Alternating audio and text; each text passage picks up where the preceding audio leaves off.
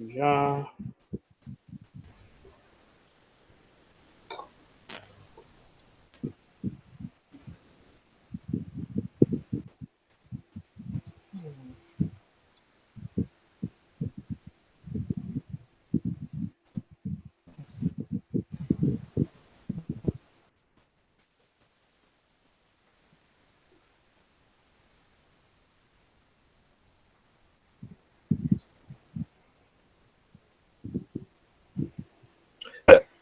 Ok, c'est bon, on commence. Attends. Abdel est là, l'événement là, ça, c'est bon, ça va. Non, ce sera chaud. Ah, il y a même des nouveaux, donc...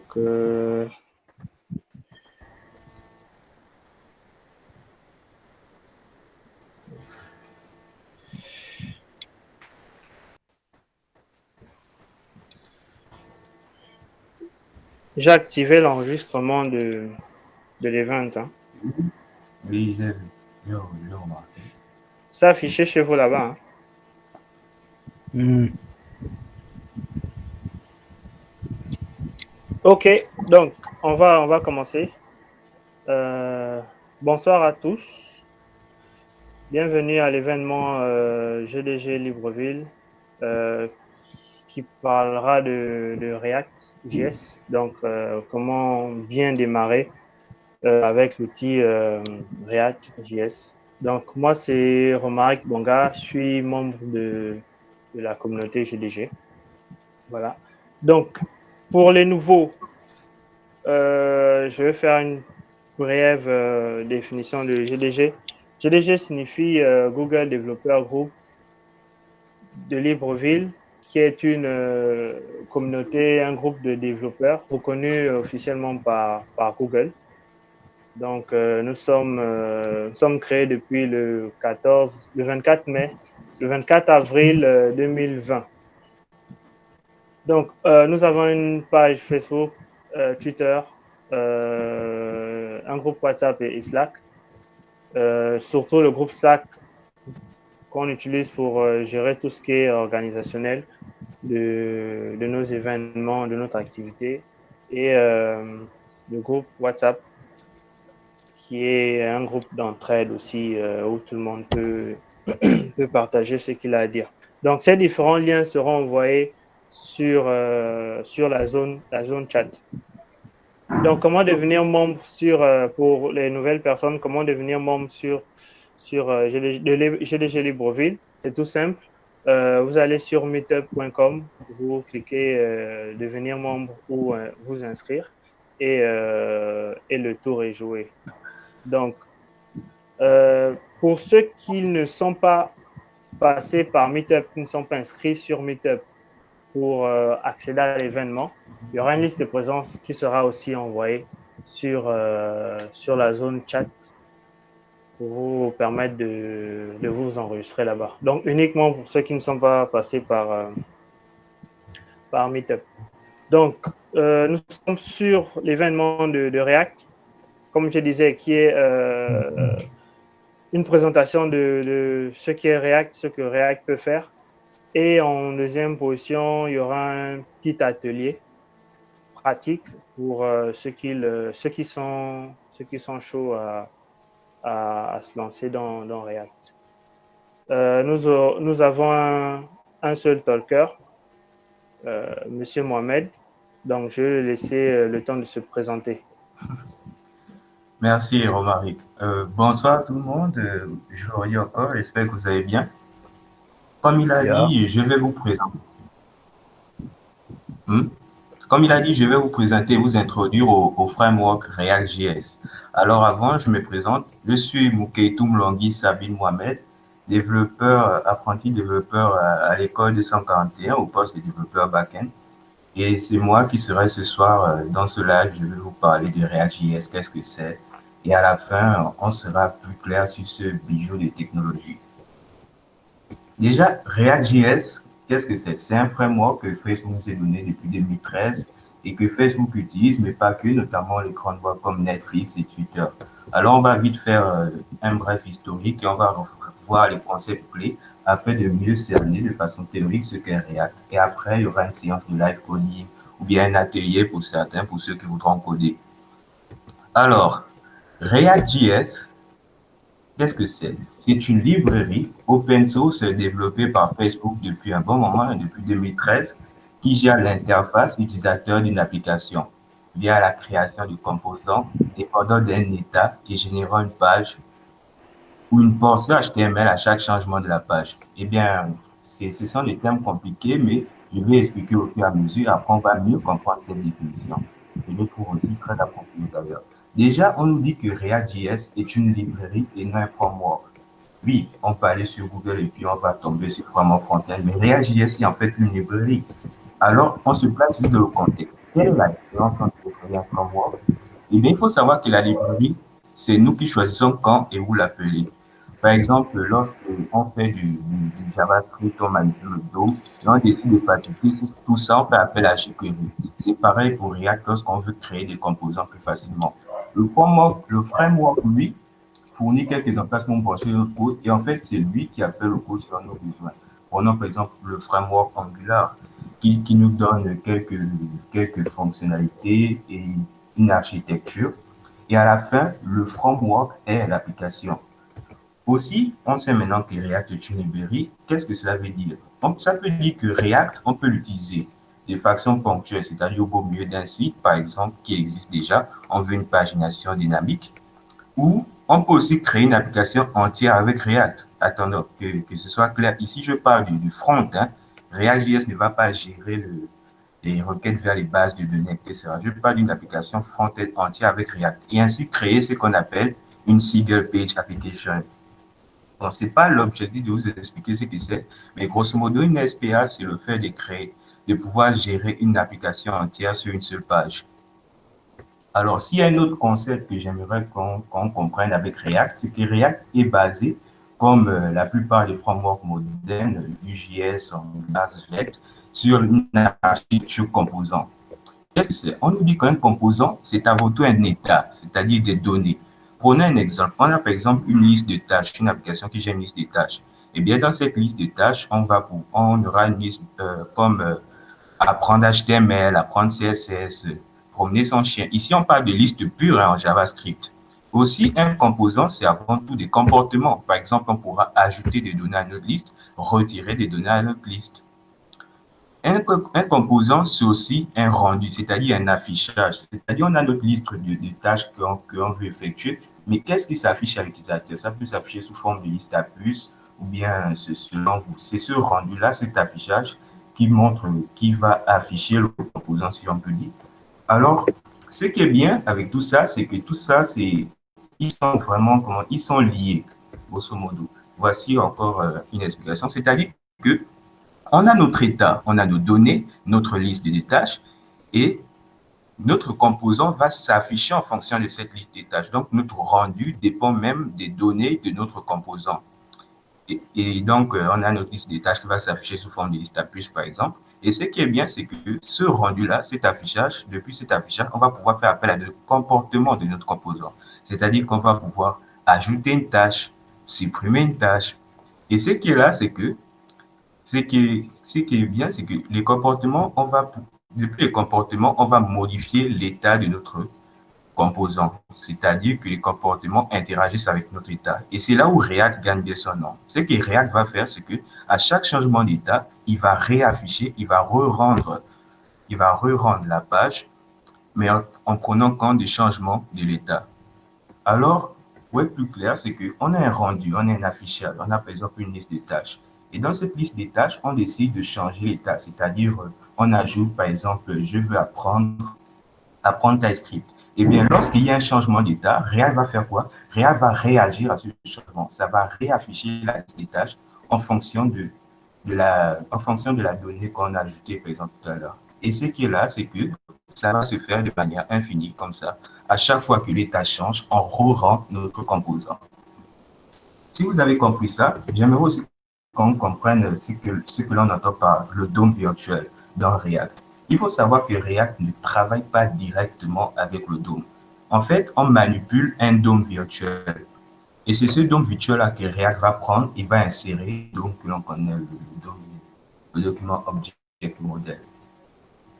Si aussi un autre aspect que j'aimerais qu'on aborde, c'est que React.js, si pour qui pour l'avoir, c'est que React.js, c'est juste du JavaScript en fait, c'est du JavaScript. Il n'y a pas une nouvelle syntaxe, de nouveau langage à apprendre. C'est ce qui est bien avec React, c'est juste du JavaScript. Mais les développeurs de Facebook se sont rendus compte que c'était un peu trop compliqué de manipuler React avec du JavaScript classique. Du coup, ils ont créé une syntaxe que l'on appelle le JSX. Eh bien, c'est ça, le JSX. C'est en griffe, ça ressemble beaucoup à du HTML, c'est-à-dire qu'on va pouvoir créer nos composants sous forme de balises HTML, mettre des attributs, etc., créer des composants formes. Mais ce qui est bien avec le JSX, c'est qu'on va pouvoir faire appel à des variables, à du code JavaScript à l'intérieur, et ainsi donc rendre ça plus dynamique, parce que si le nom de si la variable change, l'affichage change également.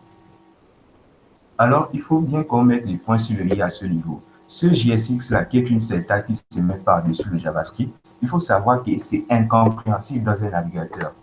Si on met ça comme ça dans un JScript, eh bien, le navigateur, qu'est-ce qu'il fait? Il prend ça, il nous crache à la figure comme ça. Il ne comprend pas le JSX. Ce qu'on fait, c'est qu'on fait appel à une autre librairie qui s'appelle Babel, qui va prendre notre code JSX et le transformer dans un code JavaScript compréhensible par le navigateur.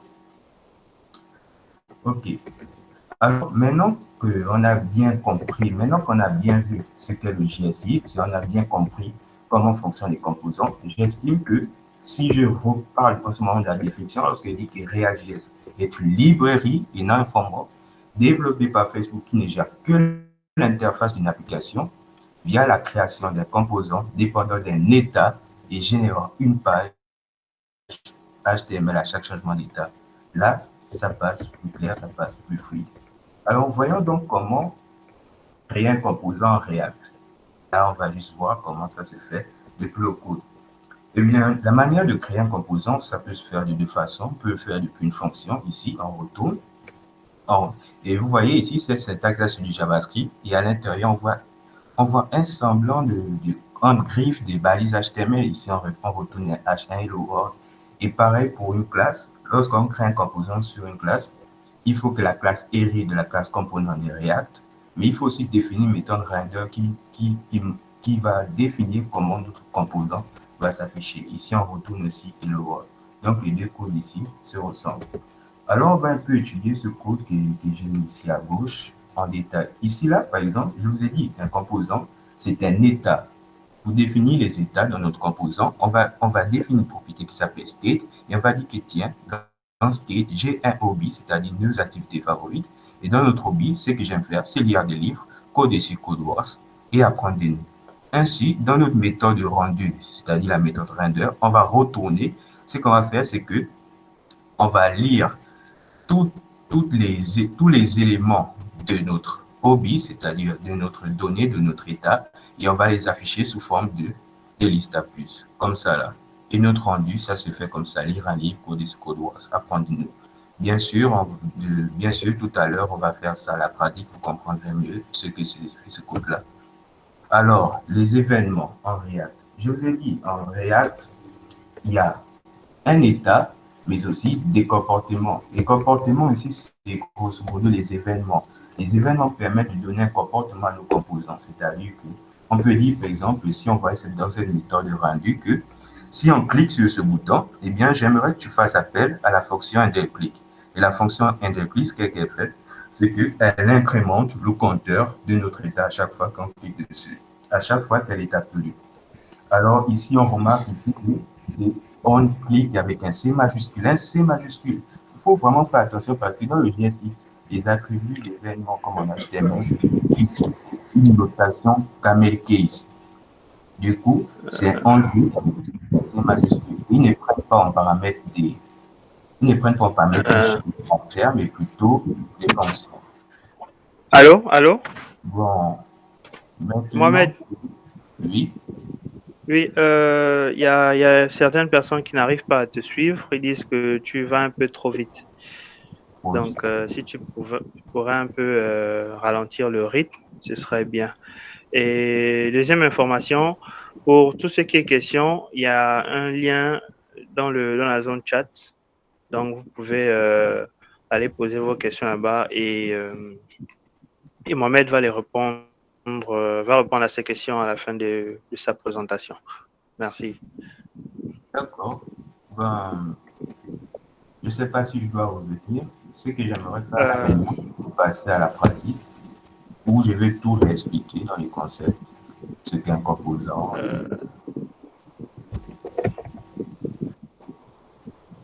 Bon, c'est à partir de quel slide qui doit revenir? Ceux qui n'ont pas suivi.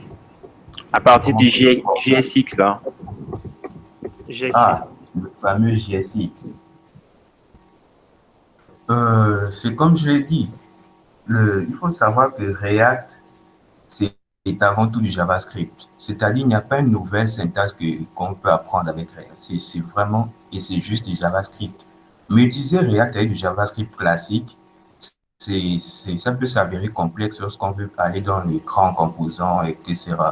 Alors, Facebook a mis au point une syntaxe qu'on appelle le JSX. Et c'est ça le JSX. C'est grosso modo, c'est un peu comme du HTML, mais sauf que ça ne l'est pas. En gros, ça va nous permettre de créer nos composants, comme je l'ai dit, un composant avec des états, des comportements et un rendu. Ça va permettre de créer nos composants sous forme comme ça, là, de, de balises HTML, si je peux dire. Et ce qui est bien avec le JSX, c'est qu'on va pouvoir faire appel à des variables. Depuis le JSX, on va pouvoir faire appel à des variables JavaScript, comme on le voit ici, là. Par exemple, je m'appelle prénom, vous prenez une variable, du concept, par exemple, Dynamo, donc, ici, là, ça va s'afficher, je m'appelle Dynamo.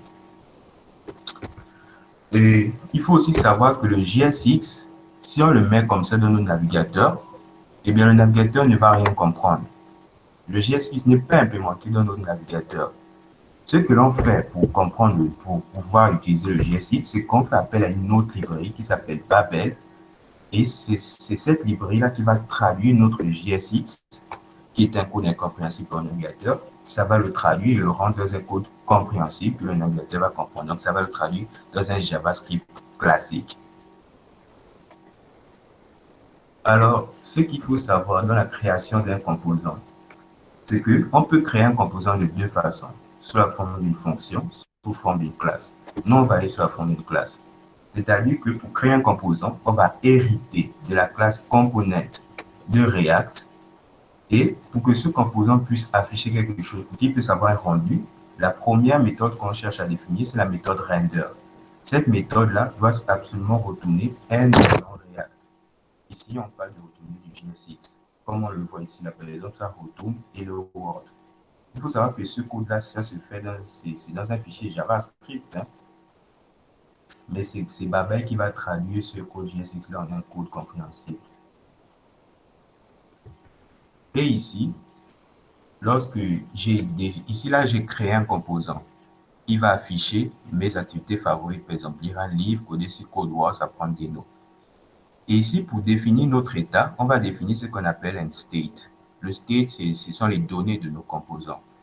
J'ai dit, tiens, dans notre state, j'aimerais avoir un hobby. Et ces hobbies, c'est la liste des activités que j'aime bien faire. Et c'est comme ça qu'on définit ça en React. Après, j'ai une méthode render. C'est la méthode d'affichage de nos composants.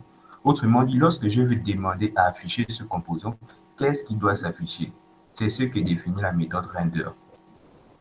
Et bien sûr, ce code-là, si vous ne le comprenez pas maintenant, je vais l'expliquer tout à l'heure, mais grosso modo, je lui demande d'afficher chaque élément, c'est-à-dire lire un livre, coder sur quoi doit s'apprendre des notes, de notre state, c'est-à-dire de notre hobby, sous forme de liste à puce, de balise à lire. Ensuite, ce que j'ai dit, c'est que les événements, c'est-à-dire ce que les composants, dans les composants, on a ce qu'on appelle des comportements. Et les comportements aussi, c'est grosso modo des événements. Ce sont les événements qui nous permettent de donner un comportement à nos composants. Bien sûr, ce code-là n'est pas facilement compréhensible maintenant, mais je vais revenir tout à l'heure, je vais l'expliquer.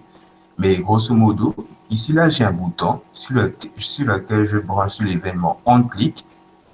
Ici, là, c'est une notation camel case, onClick, que je relie à une fonction de notre composant, c'est-à-dire la fonction click, et j'ai dit que à chaque fois que cette fonction est appelée, je veux que tu incrémentes le compteur. Alors, bien sûr, tout ça là, c'est théorique, ça reste abstrait, vous avez du mal à mieux saisir comment fonctionne React. C'est pour cela que on va faire une séance de live coding ou au cours duquel vous allez voir et mieux comprendre comment fonctionne React. Ce qu'on va faire, c'est qu'on va créer une liste de tâches. On va créer une liste de tâches comme ça là. Allez, je suppose que tout le monde voit. On va créer une liste de tâches comme ça là. Et puis ce qu'on va faire, c'est que cette liste de tâches, on va pouvoir ajouter des éléments, par exemple, apprendre HTML, mais on va aussi pouvoir supprimer les éléments. Par exemple, j'ai fini d'apprendre HTML. C'était quoi ça? Pour ce faire, on va utiliser un outil en ligne qui s'appelle Code Sandbox. Je vous l'ai dit, pour faire du JSX, il nous faut un environnement de développement, c'est-à-dire il faut installer Node, Babel et d'autres librairies. Tout ça là, c'est déjà géré en ligne par ce qu'on appelle par Code Sandbox. Alors vous y allez, il y a le lien dans la messagerie. Et vous pouvez vous inscrire ou pas, ça dépend de vous. Vous pouvez tout simplement aussi regarder, c'est un live coding.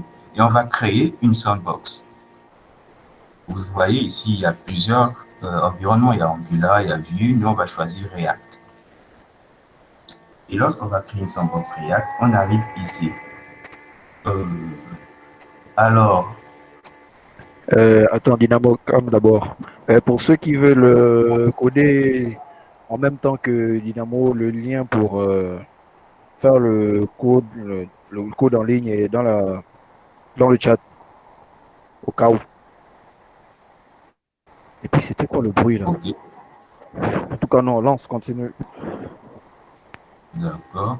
Alors, je présente rapidement l'interface. Ici, à gauche, on a notre répertoire des fichiers. On a, par exemple, le répertoire public où sont servis les fichiers. Ici, on a notre fichier index.html.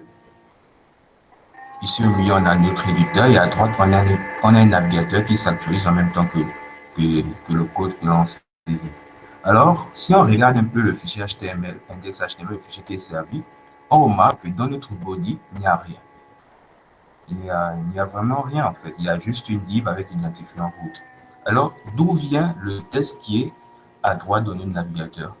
Alors, certains l'auront forcément compris. Ce texte-là, c'est React qui va l'afficher.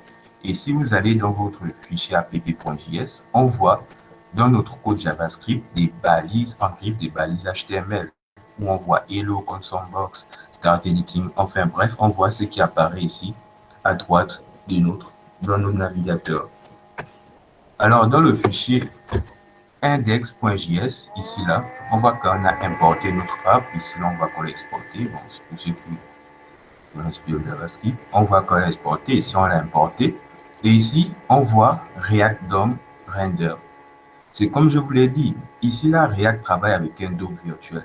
Après, ce qu'il va faire, c'est qu'il va lier notre composant au DOM réel. C'est ce qui se passe ici, là. React DOM va prendre notre composant et va le lier au DOM. Et à travers quoi? À travers un élément route. Et cet élément route, c'est notre div. Alors, ce que nous, on va faire pour commencer, c'est qu'on va supprimer cette fonction app. Bien sûr, c'est censé générer des erreurs, mais des fois, Code Sandbox ne suit pas. On va supprimer cette fonction app. Et on va créer notre premier composant de la manière la plus classique qu'il faille. D'ailleurs, on va créer une classe et on va hériter de la classe component de React. Alors, bien sûr, il faut aussi penser à l'exporter pour qu'il puisse être utilisé dans notre dossier index.js. On l'exporte.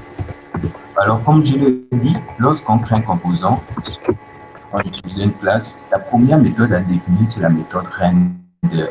C'est cette méthode qui va se charger de l'affichage du composant. Et cette méthode va retourner un élément JSX, un élément React. Ici, on va retourner juste un Hello World, le traditionnel Hello World. Et vous voyez, il s'affiche ici à droite de notre navigateur. Nickel. Bon, maintenant qu'on a créé notre premier composant, on va commencer à faire notre petite application des listes des tâches qui va ressembler à ceci. Alors, on va commencer par mettre un titre. On va définir liste d'os. Je sais pas, on peut même mettre liste des tâches. On peut pas liste d'os. On peut mettre liste des tâches. Et après, ce qu'on aimerait faire, c'est mettre un petit formulaire pour saisir toutes les données là. Et on a une erreur de syntaxe. Cette erreur de syntaxe là, eh bien, c'est normal. Je vous le dis, un composant ne peut retourner qu'un seul élément React. Alors, comment faire si on veut si on veut mettre un H1 suivi d'un formulaire avec un input, etc. Ce qu'il faut faire, ce qu'on fait d'habitude, c'est que, eh bien, tout notre code, tous nos éléments qu'on veut mettre, on va mettre tout ça dans une div. Comme ça. On va mettre tout ça dans une div. Et là, maintenant, on est sûr qu'on retourne un seul élément.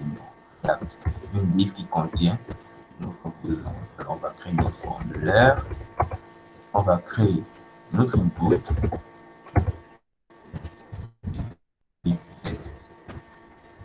Comme ça. Et aussi un bouton confirmer. Comme ça.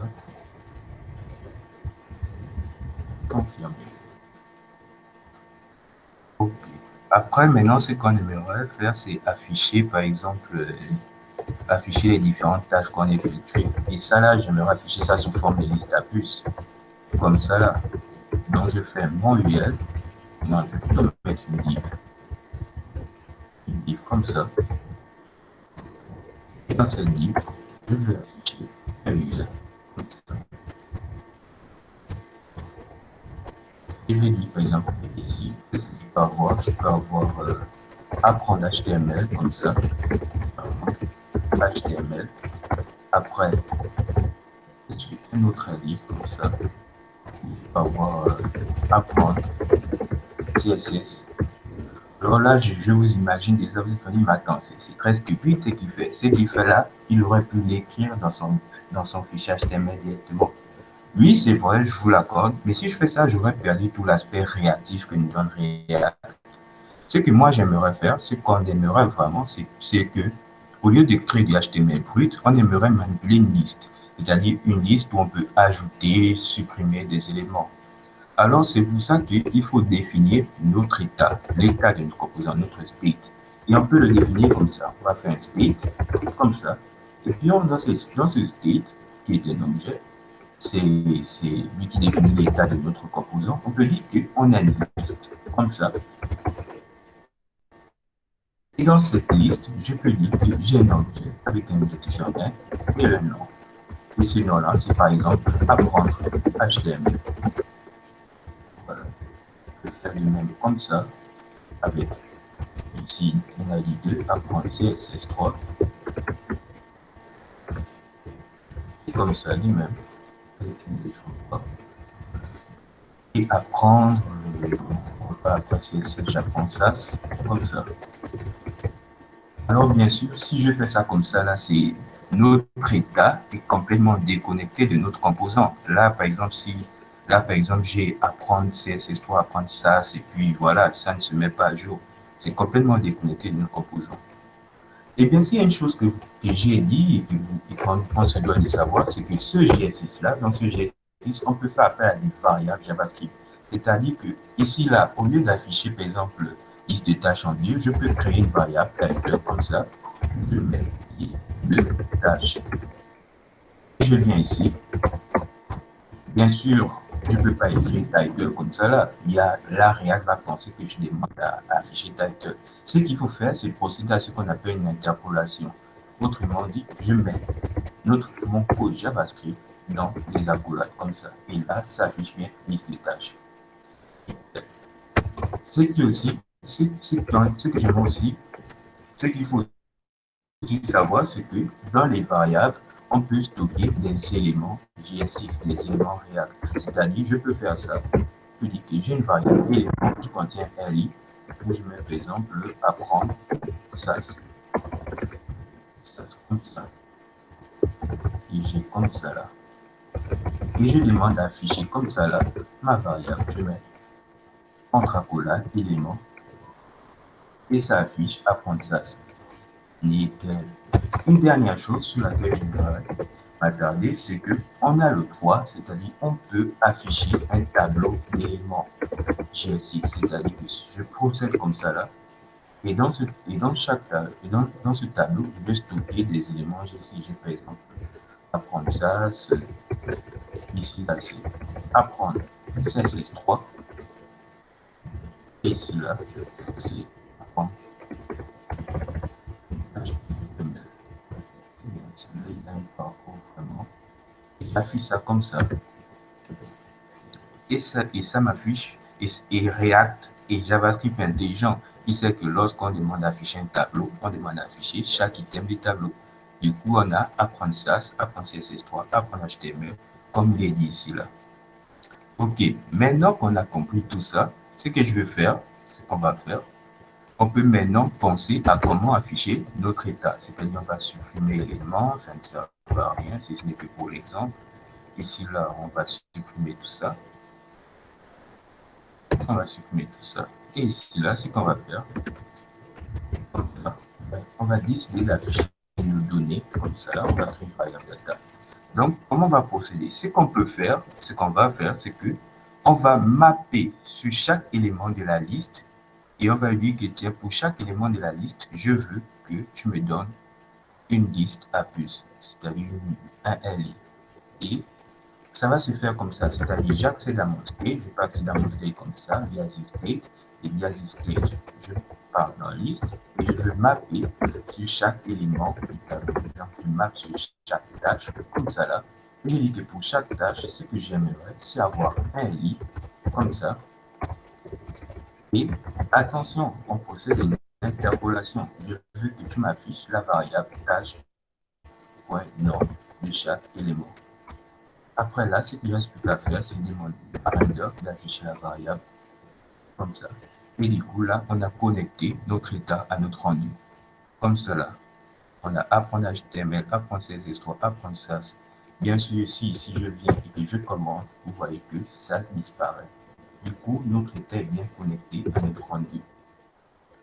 On sait qu'on fait habituellement ce que vous voyez la variable data, elle sert grosso modo presque à rien. Elle est ici et après elle ne sert à rien qu'à afficher. Ce qu'on fait, c'est que ce code-là, on le prend. Et au lieu de stocker ça dans une variable, on l'affiche directement. C'est-à-dire, je prends ce code, je mets ça dans data comme ça, et je peux supprimer ça.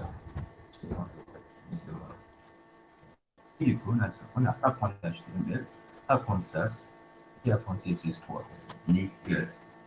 Alors, bien sûr, on se rend très vite compte que bon, c'est bien tout ça, on arrive à connecter notre rendu, maintenant on veut pouvoir faire des comportements. Mais avant d'aller tout ça, j'aimerais pas ajouter du style à notre application. Parce que écrire en HTML comme ça, c'est utile, mais c'est moche. Ce qu'on peut faire, c'est que React, on peut inclure un fichier CSS. Par exemple, ici, on vient d'inclure un fichier style CSS qui est ici. On remarque que le style CSS contient une classe app que nous, on ne va pas utiliser. Et on ne va pas utiliser ce fichier CSS d'ailleurs. Nous, ce qu'on va faire, c'est qu'on va utiliser un framework. Alors, vous pouvez utiliser Bootstrap. Dans notre cas, nous, on va utiliser le framework Puma. Alors, le lien est quelque part dans la description. Plutôt, qu'est-ce qu'il dit? Le lien est quelque part dans la messagerie. Je dis description, c'est sur YouTube. Dans la messagerie. Quant à moi, je vais prendre mon lien. Comme ça. Alors, bien sûr, on serait tenté de venir dans notre fichier index.html et mettre notre balise link ici là. Mais Codebox ne fonctionne pas comme ça. Ce qu'il faut faire, c'est qu'il faut prendre le lien fichier CSS et venir mettre ça ici là pour avertir à CodeSandbox qu'on va utiliser une ressource externe. Comme ça là. Donc, si vous avez un lien Bootstrap, vous venez vous coller ici. Dans mon cas, c'est mon lien de là. Je passe ça ici. Du coup, je peux utiliser les variables de je peux utiliser le style de Bulma. Donc, ce que j'aimerais faire, c'est centrer ce texte-là. Donc, je vais dire ce texte-là. On va une classe title et je veux que ce texte soit centré. Donc, Bulma, on procède comme ça.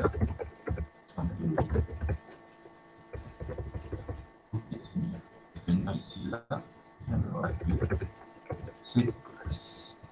alors, il faut bien faire attention, je l'ai dit une fois, c'est du JavaScript, c'est du JSX égale, pas du, ce n'est pas du HTML. On ne va pas venir ici écrire classe. Non, on va écrire class name. Il faut savoir que le JSX, c'est une syntaxe qui se met par-dessus le JavaScript. Du coup, il y a des mots-clés JavaScript, comme ici la classe, que ça ne peut pas se permettre de prendre. Donc, au lieu de classe, on fait appel à class name. Pareil, ici, là, on va définir une classe comme ça, là, et on va faire appel à content. Ok, ça, ce qu'on va faire, c'est que chaque élément allié, on va définir une classe comme ça, et on va définir une classe box. Et à côté de chaque ligne, juste à côté, hein, on va définir un bouton. On va mettre un bouton comme ça là. Et on va donner à chaque bouton une classe late. Comme ça. Et on va pousser chaque bouton sur le côté droit. Et dans React, on fait comme ça là. Alors si je sauvegarde tout ça, c'est censé mettre ça en forme.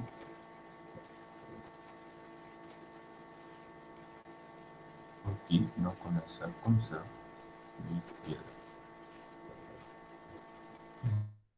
Ici on va fermer. Ok, maintenant qu'on a donné un peu de style à notre composant, on va maintenant s'occuper des comportements de notre composant. Ici là, on va définir une classe input. Je sais pas, mais ok, c'est une classe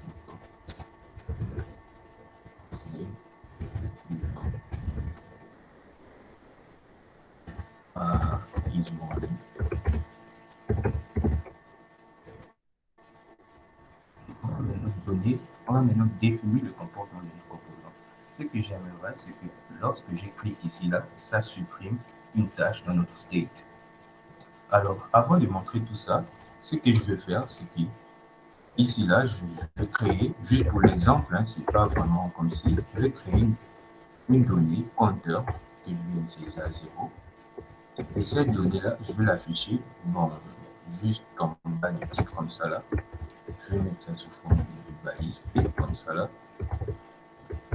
Sous forme de balise P. Je vais afficher cette donnée. Je vais faire comme ça là, this.state.counter. Okay. Ensuite, je vais créer un bouton. Je vais créer un bouton. Et je vais dire qu'à chaque fois qu'on clique sur ce bouton, j'aimerais que ça incrémente le compteur. Comme ça. Ok. Pour l'instant, ça passe. Alors, ce qu'il faut faire, ce qu'on va faire, c'est qu'on va créer une méthode et on va l'appeler interclick, comme ça là. Et cette méthode, on va la lier à notre bouton. Et pour lier notre méthode à ce bouton, ce qu'on va faire, on va brancher la méthode sur l'événement onClick avec un C majuscule. Vraiment, faites attention, ici là on est dans le JSX. Et ici, il faut bien faire attention à lier la définition, la déclaration de la fonction. Et non, il faut faire attention à ne pas mettre les parenthèses. Par exemple, ici, je mets les parenthèses. Ici, je fais un alerte, par exemple, comme ça, là. Vous voyez, ça exécute directement la fonction. Donc, il faut faire attention de juste mettre la déclaration comme ça. Nickel. Alors, ce que j'aimerais vous montrer aussi, c'est que à chaque fois qu'on clique sur comme ça affiche mon state. Comme ça, donc je fais un 10 et je fais un point, je mets par exemple ici un state. Ça affiche un state dans la console. Donc, je m'attends à ce que lorsque je clique ici, ça affiche le state, c'est-à-dire que ça affiche la liste, le contexte, etc.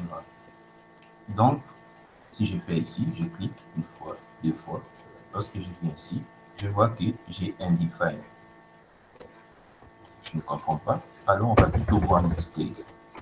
Je clique ici une fois, deux fois, je regarde, et je vois que j'ai un objet Windows, en tout cas, ce qui n'est pas notre composant. Bien sûr, les habitués au JavaScript l'auront compris. Ici, là, le this dans notre méthode, lorsque elle est appelée dans l'événement click, le ZIS ne représente pas notre composant. Le ZIS ne représente pas notre composant. Ici, là, alors, ce qui est normal, le ZIS ici ne représente rien. Le ZIS undefined ne représente rien. This.state. Alors, comment résoudre ce problème si on a envie de faire appel à notre state depuis la méthode? Alors, il y a trois façons de résoudre ce problème. La première d'entre elles, c'est d'utiliser le binding. Peut-être que les habitués du JS le connaissent. Binding. Ce qu'ici, c'est que dans notre déclaration ici, on va binder le ZIS de notre composant. Ici, on va dire qu'écoute, à chaque fois qu'on fait appeler le ZIS, ces ZIS-là, ici dans notre méthode handle, le ZIS représente cette application, notre composant. À chaque fois qu'on fait appeler le ZIS, j'aimerais que ce ZIS-là représente le ZIS de notre composant. Si vous l'avez bien compris, je suis en train de dire qu'ici, là, le ZIS ne fait plus appel à l'objet Windows que vous avez vu tout à l'heure. Le ZIS, maintenant, doit faire appel à notre composant. C'est ici, là, c'est ça la notion du binding. Donc, lorsque je clique ici, eh bien, c'est bien notre objet list qui s'affiche avec notre array et ici, notre compteur, comme ça, là. La deuxième solution, ce qu'on peut faire aussi, c'est de créer une fonction fléchée, comme ça, là. Et on va dire qu'à chaque fois que tu cliques sur ce bouton, tu exécutes le handle click. Alors, ce qui permet des fonctions fléchées, c'est qu'elles ne perdent pas le ZIS. Alors, on vérifie ça tout de suite. Eh bien, oui, ça marche.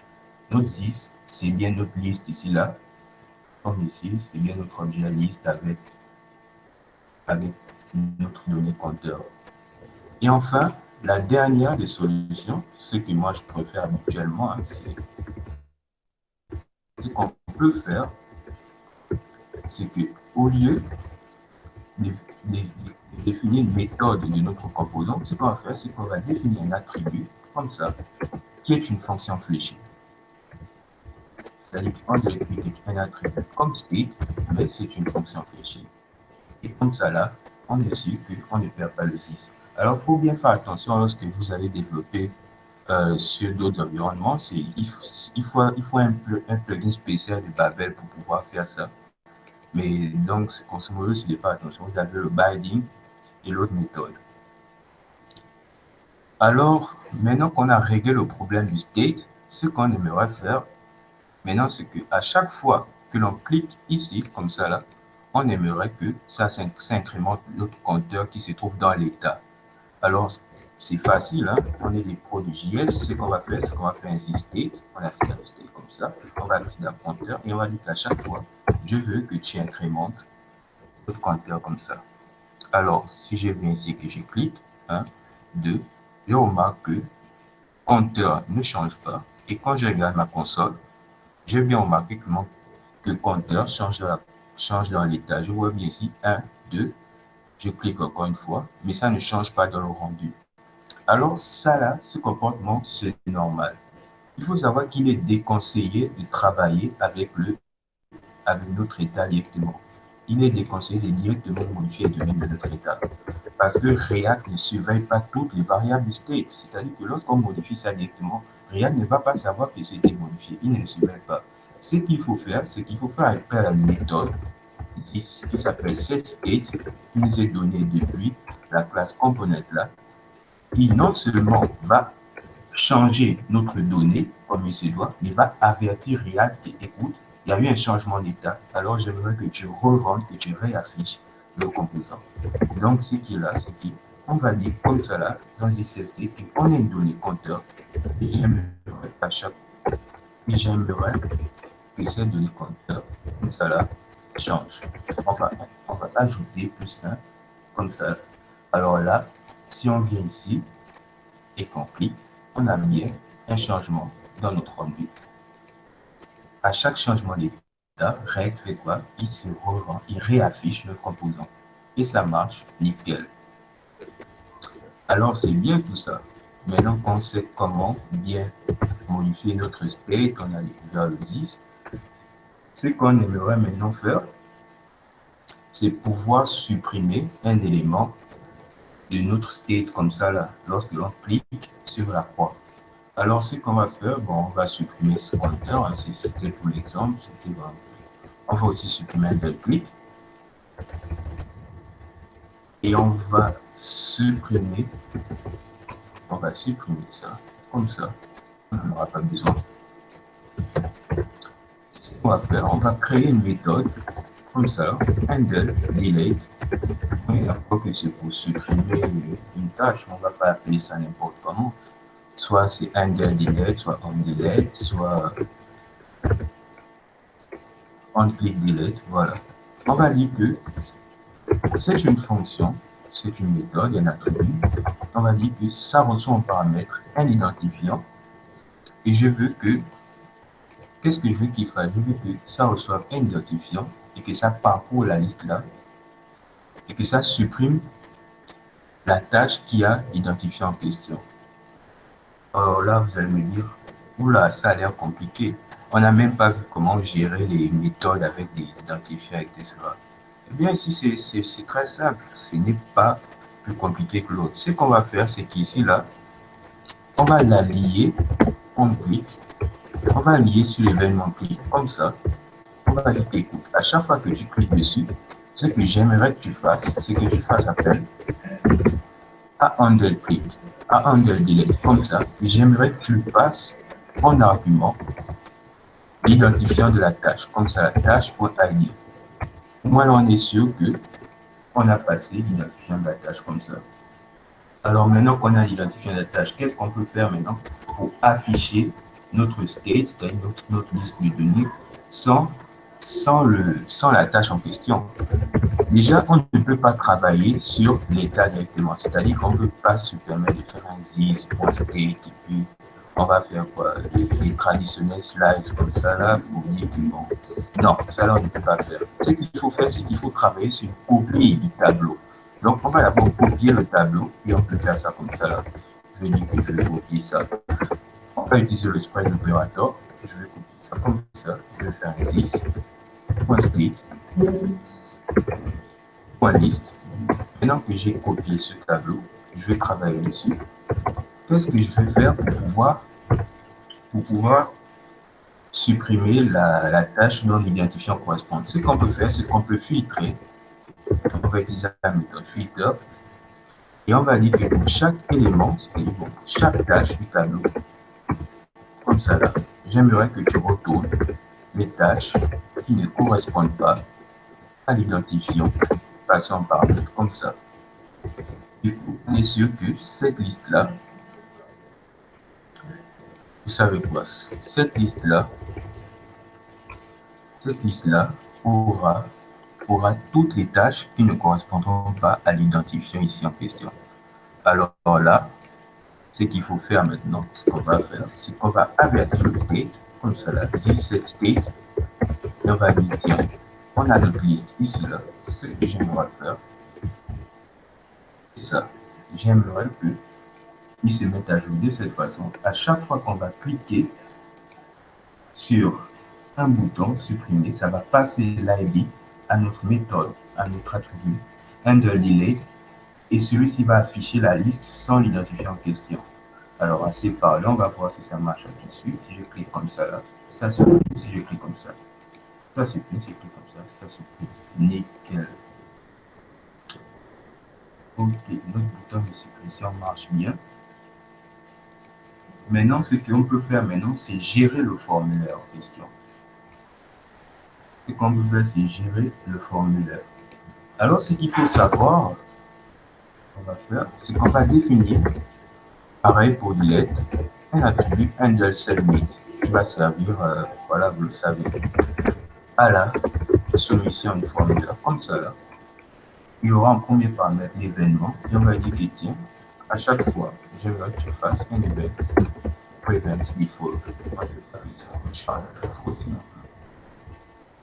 ça. Ok. Et on va passer ça comme ça. En notation camel case. Hein? On submit. On va faire un this. Handle. Handle submit. Comme ça. Super. Ce qu'on aimera, c'est qu'à chaque fois qu'il y ait un événement submit, on ajoute on ajoute la valeur de l'input ici dans notre composant. C'est-à-dire, je fais ça et j'aimerais que ça ajoute la valeur de l'input dans le composant. Eh bien, on peut bien se dire que bon, voilà ce qu'on va faire, on va donner un ID. On va donner un ID à notre input ici, là, et puis on va faire un document preset. Non, non, non. Toutes ces idées qu'on a du JavaScript classique, c'est mieux, ici, là, dans React, c'est mieux de laisser React interagir avec le DOM. On va laisser React gérer tout ça. Il y a deux méthodes pour gérer les formulaires. C'est-à-dire qu'on peut créer une référence de ce champ. C'est-à-dire on va lier notre formulaire à une variable, à un élément React. On va créer une référence vers ce champ. Et ça se fait comme ça. On va définir un autre attribut qu'on va par exemple appeler input. Voilà. On va par exemple appeler ça input value. Et on peut appeler input value. On va faire ça comme ça. On va faire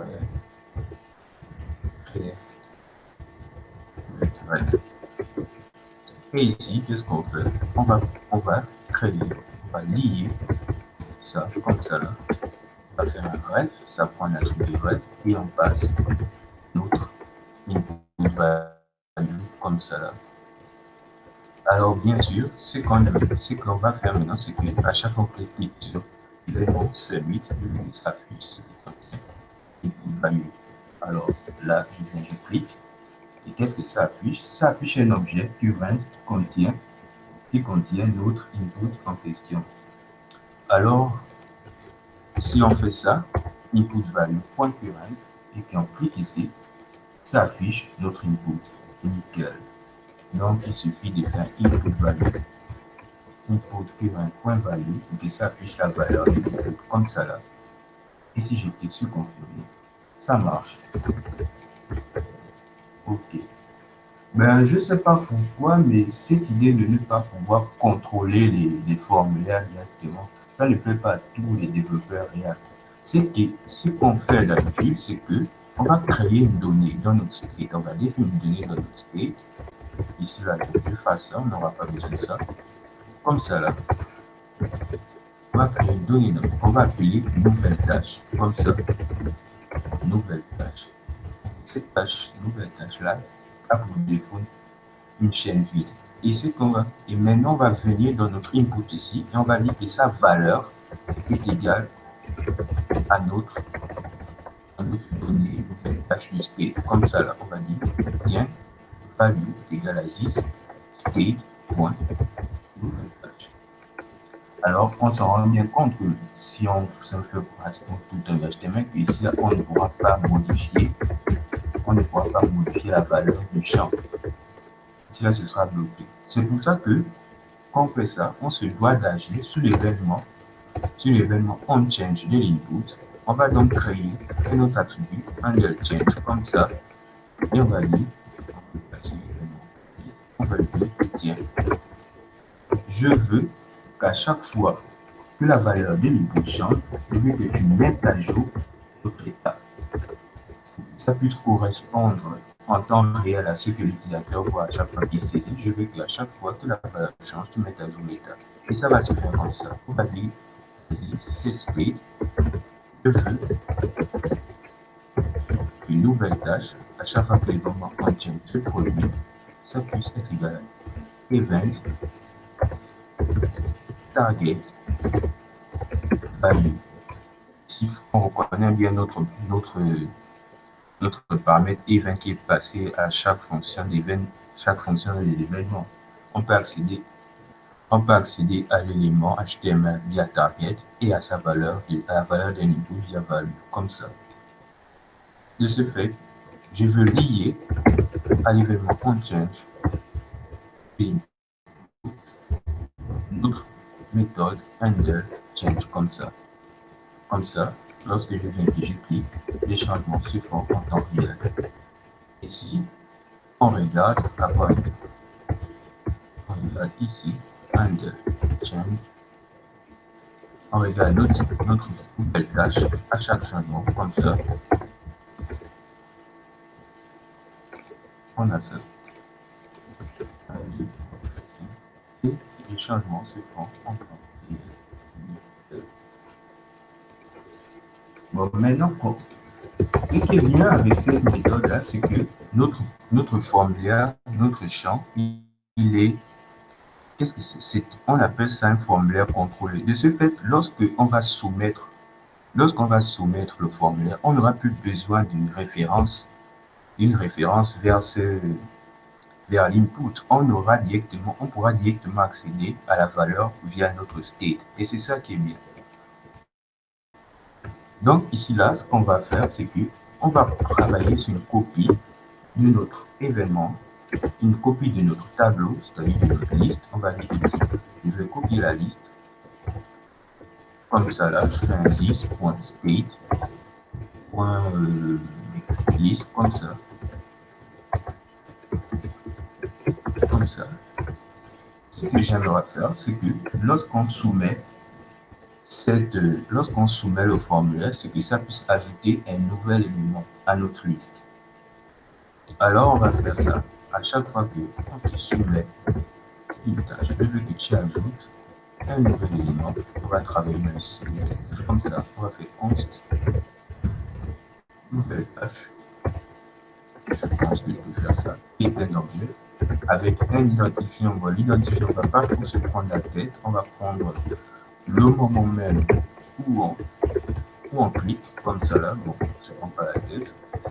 Et pour le nom, on va prendre la valeur de l'input qui est, comme je vous l'ai dit, la valeur de notre état. Nouvelle tâche comme ça.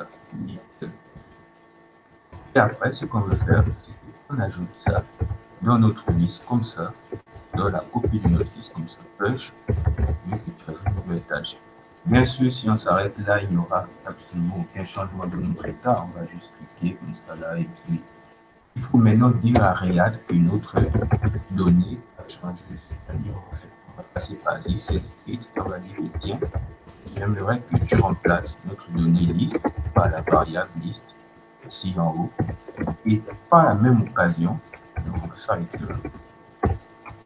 Du coup, si je viens ici et que je dis que bon, après HTML, après ça, je décide enfin d'apprendre JS. Si je viens, j'écris sur confirmer. La tâche s'ajoute ici.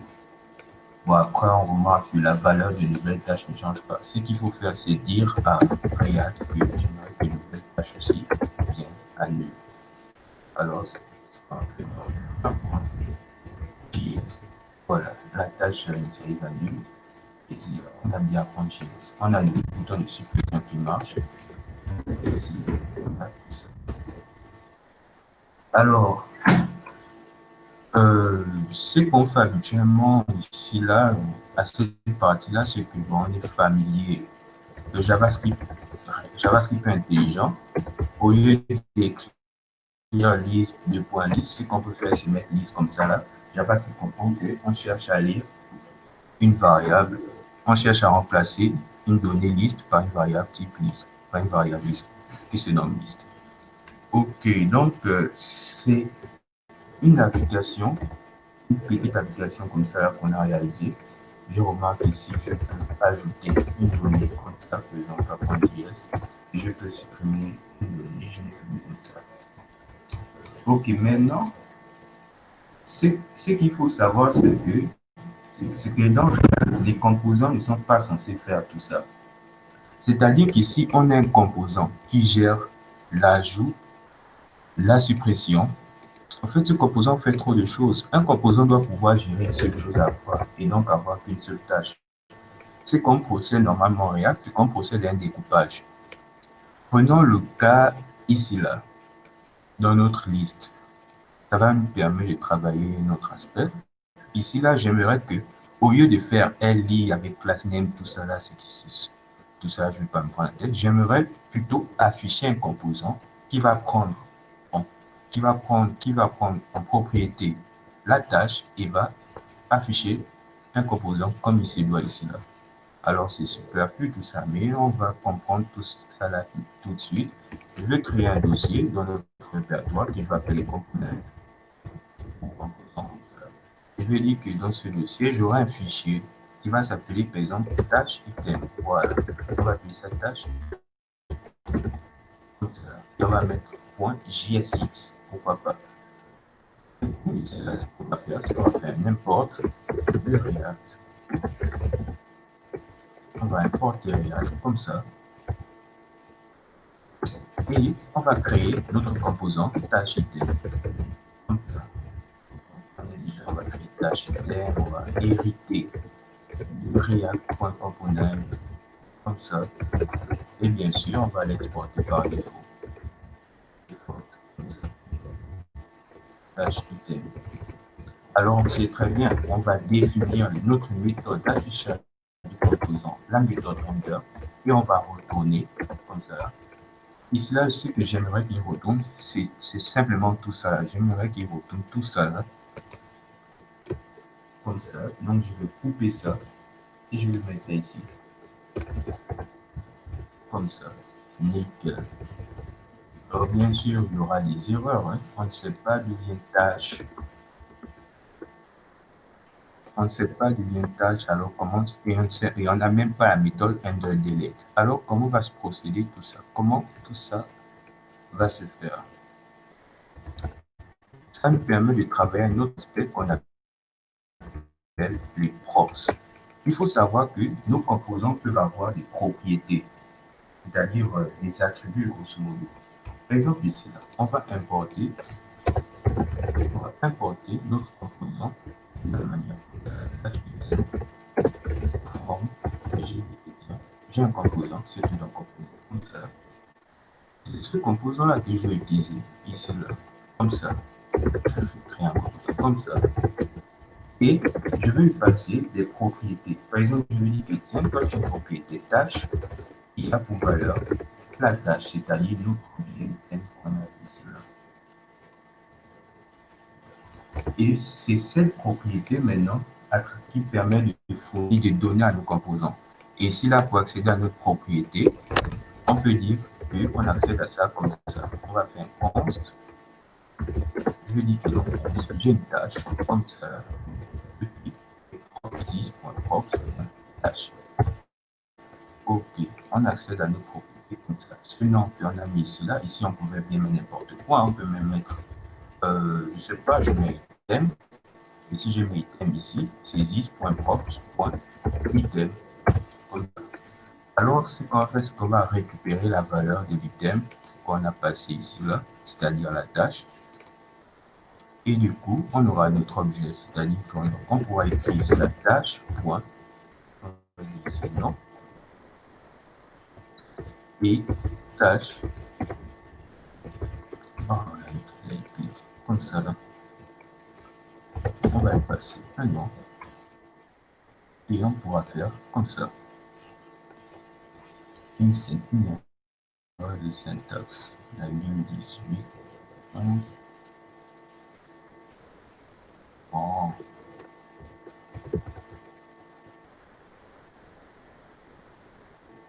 Ok.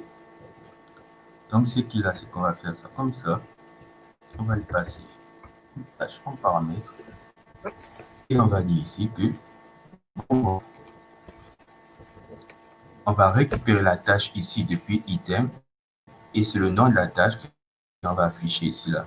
Alors, bien sûr, c'est bien beau tout ça, mais ce qu'il faut aussi faire, c'est pouvoir afficher, c'est pouvoir rendre notre comportement de suppression actif. Alors, comment on va faire? Ce n'est pas tellement différent de l'autre des tâches. On va juste passer une méthode de la propriété. On va définir un propre qu'on appelle onDelete. Comme ça là, on va dire que onDelete est égal à notre fonction this onDelete. Comme ça. Du coup, on passe notre méthode comme ça là. Et ici là, ce qu'on fait, c'est qu'on récupère notre fonction. On va faire ça comme ça. onDelete. Comme ça. This.props. onDelete. Comme ça. Donc, je vais faire ici. Ici, là, à l'événement onClick, qu'est-ce que je fais? Je dis que, pareil, à chaque fois qu'on clique sur onClick, j'aimerais que j'appelle la fonction onDelete en passant paramètre ID de la tâche, comme ça. Et donc, si on vérifie que tout se passe bien, je clique ici, ça s'écrit nickel. Alors, on a réussi là, ici, un découpage de notre composant. On a pris une partie qui était un peu complexe, que notre composant ne devait pas gérer, à savoir l'affichage d'un item. On a créé un composant pour afficher un item correctement. Dans ce composant, on lui passe la tâche et la méthode de suppression. Et ici, on remarque que ça reste, le comportement de nos composants reste inchangé, c'est-à-dire qu'on peut ajouter une donnée comme cela et on peut supprimer une donnée comme cela. Alors, qu'est-ce qu'il faut retenir de tout cela? J'ai lu. Qu'est-ce qu'il faut retenir? En somme, ce que j'aimerais que l'on retienne de ce que vous venez de voir ce soir, c'est qu'un composant, c'est avant tout un état, des données, un comportement, des comportements et un rendu. Et que dans React, on peut faire appel à du JSX. C'est une syntaxe qui se met par-dessus le JavaScript, qui est très proche du XML, mais ça nous permet de créer nos composants React.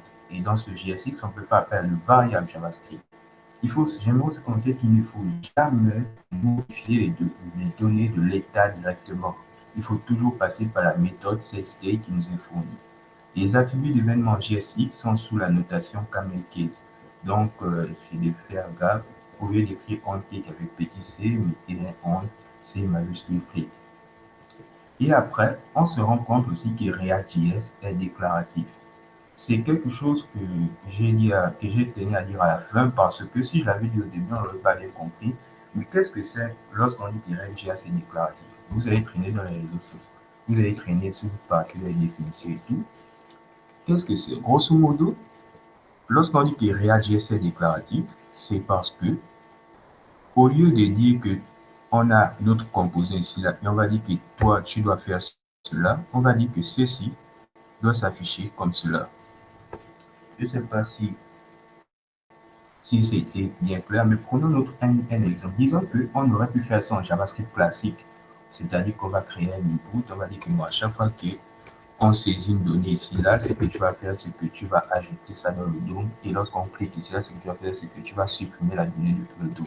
Ici, là, on est plutôt dans un monde impératif. On dit que ceci, on dit ici, là, que ceci, il convient de faire cela. C'est-à-dire ici, on va dire que bon, on va faire cela, on donne des ordres directement. Mais React.js est sur une autre approche. React.js, au lieu de dire que ceci doit faire cela, on dit que ceci doit se comporter comme cela, ceci doit s'afficher cela.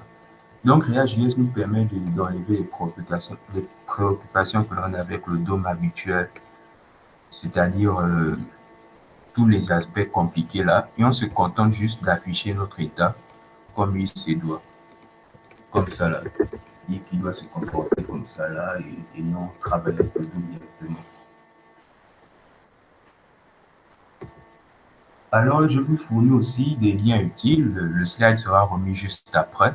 Dans ces liens, vous aurez la documentation officielle en français. Je vous conseille vraiment de le regarder. C'est très bien rédigé et vous allez mieux comprendre React. Il y a des liens de tutoriels. N'hésitez pas à regarder ça. Il y a pour le Chaminé à Graphic. Vous allez mieux comprendre les concepts de React et pour mieux aller en profondeur sur ce que je viens d'expliquer si ça vous paraît toujours flou. Alors, je viens de finir, je vais aussi à la présentation. Je vais regarder les questions sur slide. Merci d'avoir été patient et merci de votre confiance. Allô? Merci Mohamed. Allô? Vous m'entendez? Oui, j'entends. Oui, merci. Bon, je vais demander à la séance de désactiver leur micro pour essayer de t'applaudir. Ah. Si on désactive les micros, comment on va l'applaudir le micro?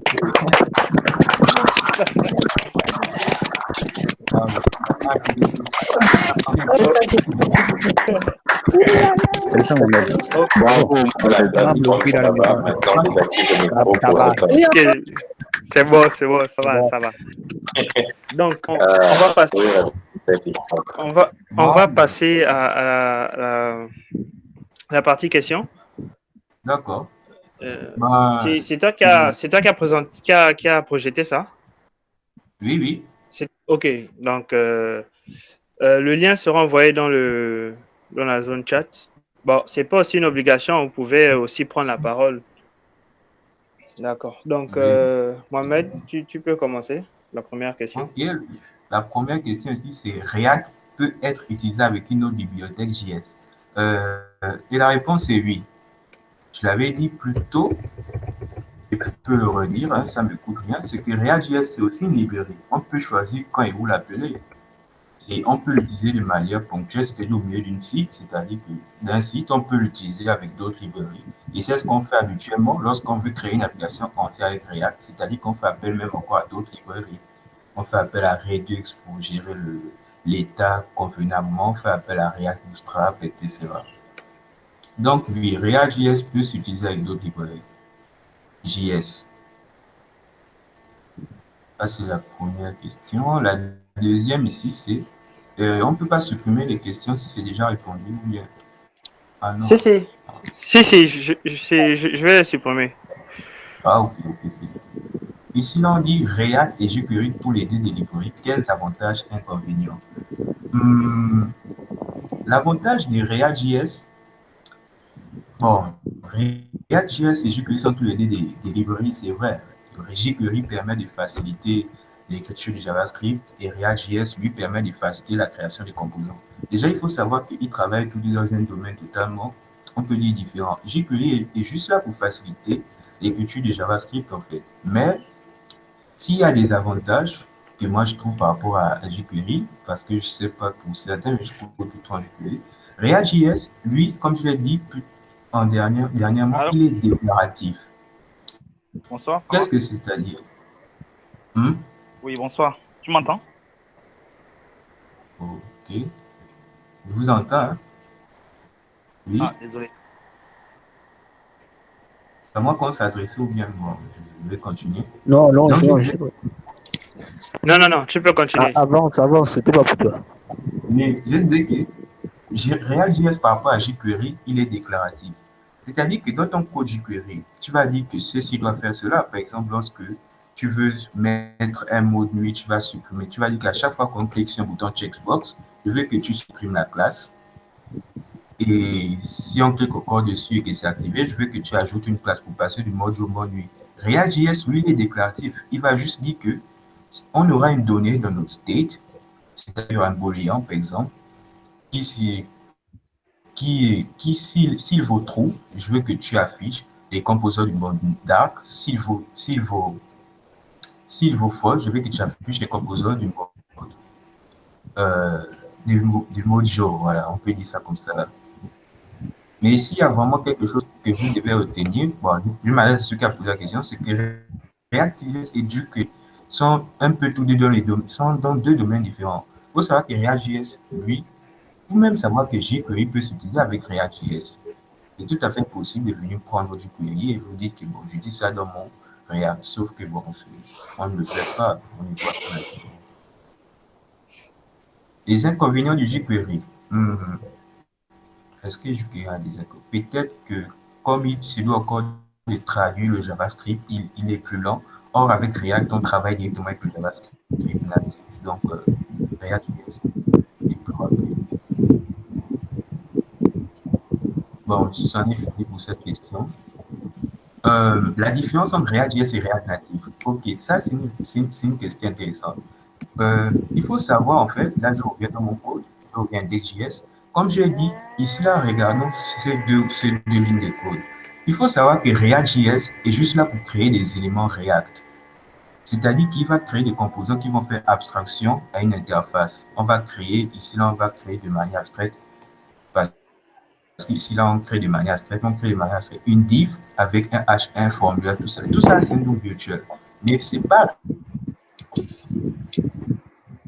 Si on appelle à une autre librairie qui s'appelle React DOM, il faut savoir que lorsqu'on parle de React.js et React.js pour le web, on parle du combo, du combo de librairies React plus React DOM. C'est React DOM qui va prendre notre composant ici, là, comme on le voit, et qui va afficher ça dans le DOM. Maintenant, React Native, lui, c'est différent. Lorsqu'on parle du combo React Native, on parle du combo de React et React Native. On aura React Native qui va prendre notre composant pour mettre ça, pour rendre ça de façon native. C'est juste ça la différence entre les deux. Mais ça reste une React. Alors, pourrais-tu revenir sur l'explication d'un composant? Pourquoi pas, hein, je vais parler des composants. Comme j'ai dit, il faut savoir que React voit l'affichage d'une page web sous forme de composant. C'est-à-dire que, il dit que dans un composant, on a d'abord un état, des données. Ici, j'ai pris l'exemple d'une liste de tâches. Par exemple, apprendre HTML, apprendre CSS, apprendre JavaScript. Ici, j'ai pris l'exemple d'une liste de tâches et d'une liste pure en JavaScript.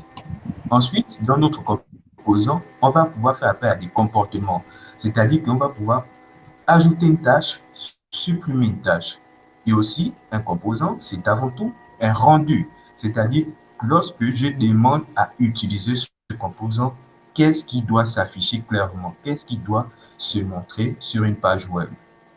Alors, j'ai dit que tout ça a été étroitement lié. C'est-à-dire qu'on a notre état, nos données, notre liste de tâches, par exemple, qui sont affichées que notre composant affiche. Et c'est ça le rendu. Par exemple, on a notre liste de tâches qui sera affichée sous forme de liste à puces.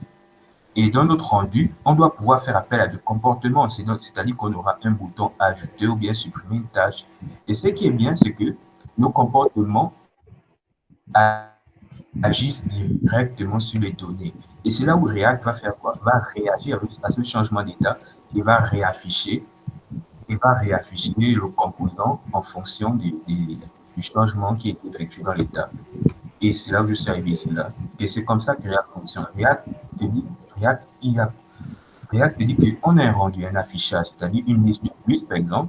Ce qu'il va faire, c'est que lorsque il y aura un changement d'état, c'est-à-dire qu'on va ajouter une tâche, supprimer une tâche, React.js va faire quoi? Il va réagir à ce changement, il va reprendre le composant. Et donc, on va afficher une nouvelle liste de tâches avec les changements effectués. Par exemple, si on est ici là et qu'on ajoute une tâche, il y a donc un changement dans l'état et React va réagir et re-rendre le composant avec la nouvelle tâche. Et ça va se faire comme ça, de manière infinie. Ok. React.js utilise-t-il du HTML? Non, React.js n'utilise pas du HTML, mais utilise le JSX. Il faut savoir que le JSX, j'ai dit plusieurs fois, mais c'était en griffe que c'est du HTML, mais non, c'est une syntaxe qui se met par-dessus le JavaScript, donc c'est avant tout le JavaScript, mais c'est une syntaxe similaire au XML qui nous permet d'écrire des éléments React plus facilement. Peut-être que je ne sais pas si j'ai le temps, je peux faire un exemple. Bien non, est-ce que je peux? Babel.js. Je peux répondre à la question facilement. Ok, c'est là. Ah, par chance d'une bonne connexion. Par exemple, ici, là. Ok. Voilà, ici, là, qu'est-ce qui va se passer? Ici, là, on a notre fameux JSX. On a title, on a EE. Et voici comment Babel va prendre notre code, il va transformer ça en un code JavaScript. C'est-à-dire qu'on va faire appel à React, créer les montres. En premier paramètre, on passe le nom de la balise, donc le deuxième des enfants, etc. Vous voyez que ici, là, c'est clairement plus simple et lisible que ce qui est à notre droite, là. Et c'est ça la beauté du JSX. En quoi JS est-il différent d'Angular? Je dirais que React.js est différent d'Angular. Bon, je n'ai pas vraiment utilisé AngularJS, mais j'ai utilisé JS, mais de ce que j'ai entendu et de ce que je peux affirmer quand même, c'est que comme React.js est une librairie, je pense que aussi, je ne sais pas trop, mais comme React.js est une librairie, tu vas pouvoir l'utiliser, c'est-à-dire quand tu veux en fait, c'est-à-dire juste au beau milieu de ton site, et de façon très légère. Je pense qu'Angular gère le routage et d'autres aspects. React.js, il faut savoir que ça ne gère juste que l'interface utilisateur. Tu n'auras pas à gérer d'autres aspects comme le routage ou bien les requêtes, je ne sais pas trop quoi. Mais si React.js est différent d'Angular, c'est que hormis ça, c'est aussi une syntaxe très simple. C'est-à-dire, il y a le JSX qui est là, on te dit que tu n'auras pas de nouveaux mots-clés à apprendre ou à te prendre la tête. Tu as du JavaScript. Si tu as des bonnes bases en JavaScript, tu peux déjà commencer React. C'est juste comprendre les composants, etc. Donc, pour moi, React.js est plus facile à Angular. Mais en termes des meilleurs entre les deux, je peux pas, je sais pas. Pour moi, il n'y a pas de meilleur en front-end. Que savez-vous du cycle des composants dans React.js? Alors oui, c'est quelque chose dont je n'en ai pas parlé ici, parce que je me suis dit, bon, j'ai 1 heure, je n'aurai pas tout le temps de dire, mais le cycle de vie d'un composant React, comment on dit ça? Lorsque React.js insère notre composant dans le DOM, c'est un phénomène qu'on appelle la réconciliation, c'est-à-dire que lorsque ça prend le DOM feature et ça insère dans le DOM. Du coup, nos composants, on dit que nos composants aussi ont un cycle de vie, c'est-à-dire lorsque, lorsque nos composants insérés dans le DOM, par exemple, nous expliquer aussi. Un cycle de vie, c'est la durée de vie de notre composant. Par exemple, ici, là, ce que je peux dire, c'est que notre composant a une méthode, par exemple, composant mount. C'est une méthode qui est appelée lorsque notre composant, ici là, est monté dans le DOM. C'est-à-dire lorsqu'il est branché dans le DOM, c'est cette méthode-là qui est appelée. C'est-à-dire qu'on le veuille ou non, ce n'est pas une liste. Mais c'est cette méthode qui est appelée au cours du cycle de vie de notre composant. Je vais prendre un exemple. Ici là, par exemple, ce qu'on fait habituellement, c'est que on a par exemple notre composant. On peut faire, je pense que c'est ça là, disons sur de todo, comme ça. Et ce qu'on fait, voilà, je pense comme ça. Ce qu'on fait, c'est que on va dire à React que lorsque notre composant est branché dans le dos, j'aimerais que tu changes l'état de notre state. La description du cadre de la question. Et grosso modo, le cycle de vie d'un composant, ce sont des méthodes qui sont appelées au cours de la durée de vie d'un composant. On aura par exemple une méthode qui sera appelée lorsque le composant est branché, une méthode qui sera appelée lorsque les propres seront donnés au composant, une méthode qui sera appelée lorsque le composant sera supprimé. Et ça va nous permettre de donner, d'ajouter beaucoup d'aspects, d'ajouter beaucoup de comportements et des aspects à notre composant. J'allais revenir ici là. Par exemple, ce qu'on fait habituellement, par exemple, lorsqu'on veut récupérer les données via une requête Ajax, ce qu'on fait, c'est qu'on attend que notre composant soit branché au DOM et puis on change l'état de notre state. Mais bon, pensez-vous que React.js a des limites? Si oui, dites-en quelques-uns. Si React.js a des limites, je me suis jamais vraiment posé la question si c'est les limites de React.js. C'est un framework qui se concentre sur l'interface utilisateur et il fait très bien ce qu'il fait. C'est-à-dire que je n'ai pas trouvé plus clair pour pouvoir. Je n'ai pas vraiment trouvé d'autres frameworks plus clairs pour pouvoir créer des composants plus facilement. Bien sûr, beaucoup vont me dire ici qu'il y a Vue.js là, mais pour moi, niveau complexité, Vue.js c'est un peu plus compliqué à comprendre que React. Du coup, les limites de React.js, je ne vois pas trop ce qui. Peut-être par rapport à d'autres frameworks. Hein. Peut-être si la question s'est posée par rapport à d'autres frameworks, oui, peut-être qu'il y a des limites. Mais comme ça, là, si React.js a des limites comme ça, non, je ne vois pas. Entend-on par gestion d'événements? La gestion d'événements, comme en JS classique,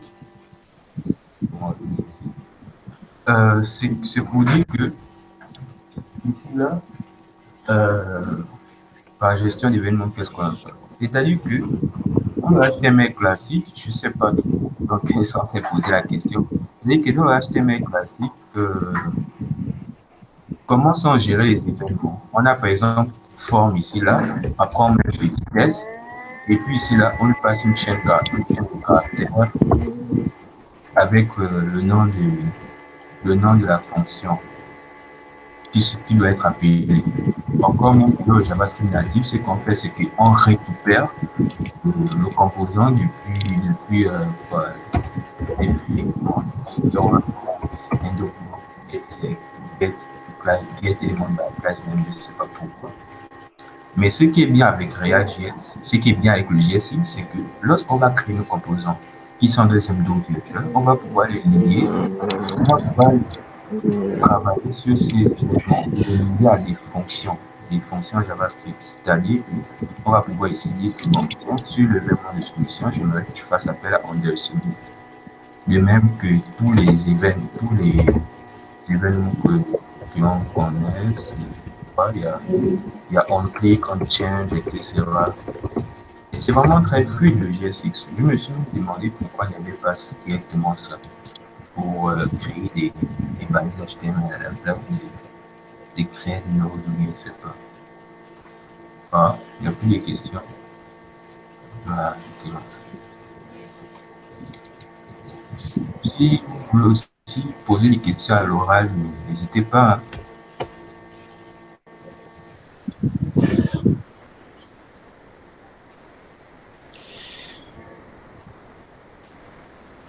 Bon, il n'y a plus de Normalement, questions.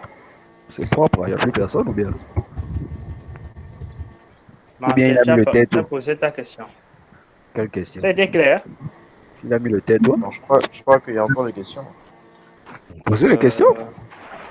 Faites-le. Posez les questions. Non, mais vraiment, s'il y a un aspect sur lequel peut venir, c'est que si Faites-le vous voulez. plus haut.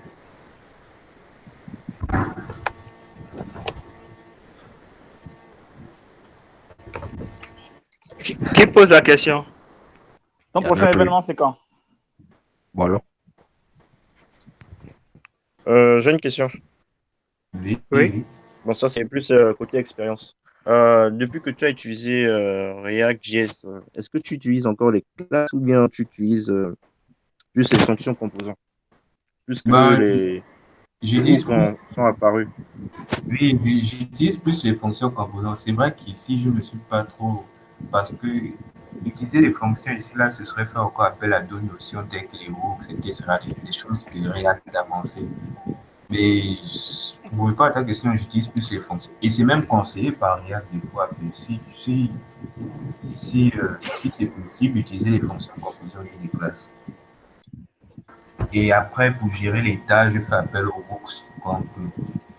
Aux hooks que React a mis en place, c'est des guides qui sont très utiles notamment.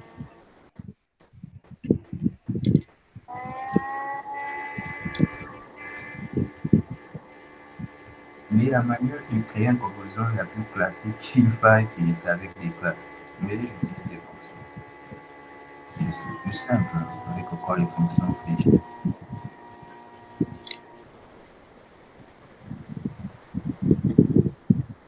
J'ai encore une question. Généralement, quand on utilise React.js, on parle beaucoup de Redux pour gérer le contexte. Et il y a une autre API, contexte API qui est là. Entre les deux, tu choisis quoi? Redux ou bien contexte API? Bon, contexte API, j'ai pas touché à ça en tant que tel, j'ai plus touché Redux. Et c'est Redux que bon, on m'avait dit que c'était un peu compliqué à comprendre, mais finalement, qui après m'ennuie très simple à comprendre. Bon, moi, je conseille Redux parce que j'ai vu sur quelques roadmaps, c'est-à-dire des développeurs expérimentés qui donnent un parcours de React. Un parcours d'un développeur React, c'est d'apprendre Redux avec MobX. Et entre les deux, que suivent le groupe, hein, je conseille Redux. Je n'ai pas encore touché à contexte API. Peut-être que je veux le faire, mais en ce moment, je suis bien avec Redux.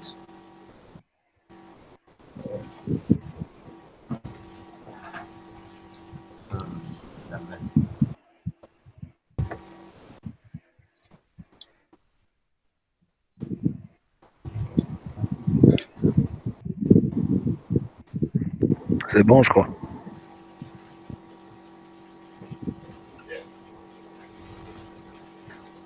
C'est bon. Donc, je pense qu'on peut clôturer. Pas de dernière question. C'est bon.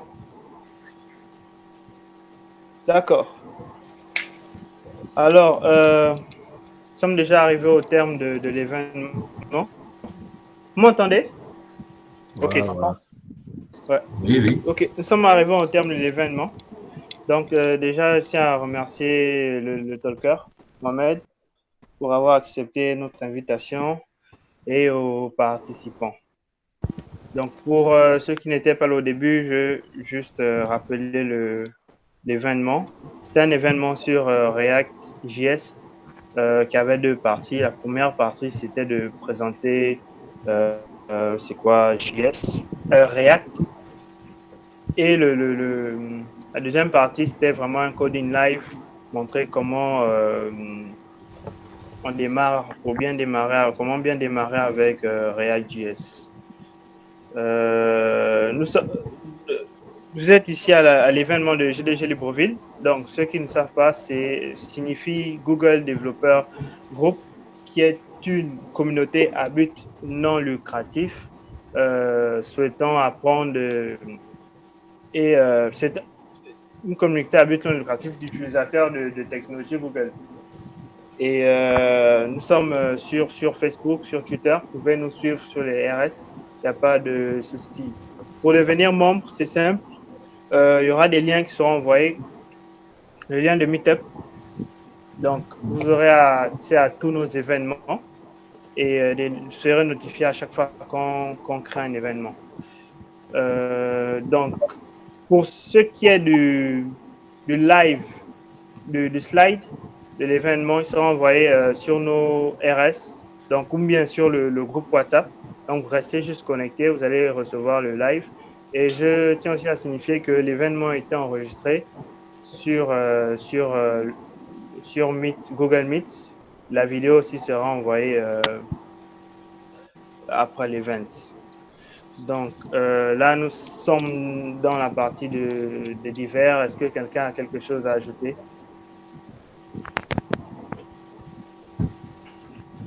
C'est propre. C'est bon. C'est propre et dosé, il n'y a rien. Il n'y a rien à dire. Ok.